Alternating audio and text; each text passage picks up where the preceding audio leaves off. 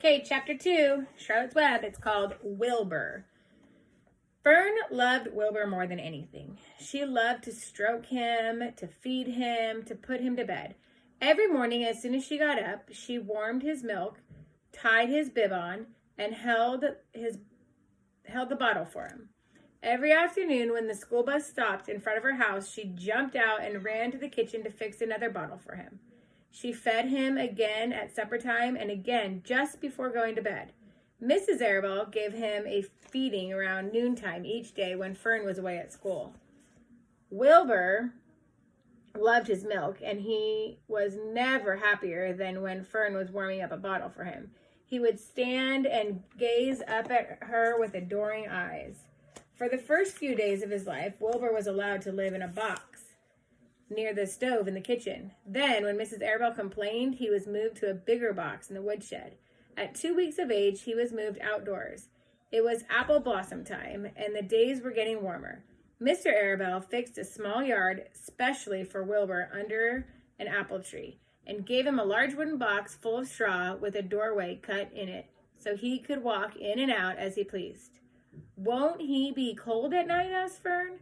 "No," said her father. "You watch and see what he does." Carrying a bottle of milk, Fern sat down under the apple tree inside the yard. Wilbur ran to her, and she held the bottle for him and while he sucked. When he had finished the last drop, he grunted and walked sleepily into the box.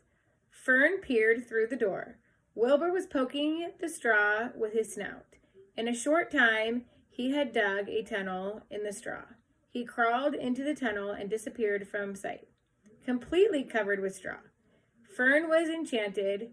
It relieved her mind to know that her baby would sleep covered up and would stay warm. Every morning after breakfast, Wilbur walked out to the road with Fern and waited with her till the bus came. She would wave goodbye to him, and he would stand and watch the bus until it vanished around a turn. While Fern was in school, Wilbur was shut up inside the yard. But as soon as she got home in the afternoon, she would take him out, and he would follow her around the place. If she went into the house, Wilbur went too. If she went upstairs, Wilbur would wait at the bottom step until she came down again. If she took her doll for a walk in the doll carriage, Wilbur followed along. Sometimes on these journeys, Wilbur would get tired, and Fern would pick him up and put him in the carriage alongside the doll. He liked this, and if he was very tired, he would close his eyes and go to sleep under the doll's blanket. He looked cute when his eyes were closed because his lashes were so long. The doll would close her eyes too, and Fern would wheel the carriage very slowly and smoothly so as not to wake her infants. One warm afternoon, Fern and Avery put on bathing suits and went down to the brook for a swim. Wilbur tagged along at Fern's heels. When she waded into the brook, Wilbur waded in with her. He found the water quite cold, too cold for his liking. So while the children swam and played and splashed water at each other, Wilbur amused himself in the mud along the edge of the brook, where it was warm and moist and delightfully sticky and oozy. Every day was a happy day, and every night was peaceful.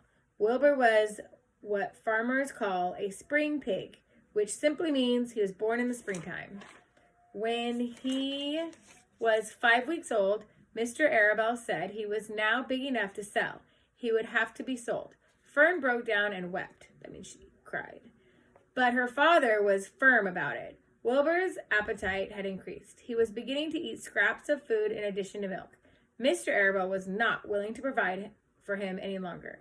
He had already sold Wilbur's 10 brothers and sisters. "He's got to go, Fern," he said.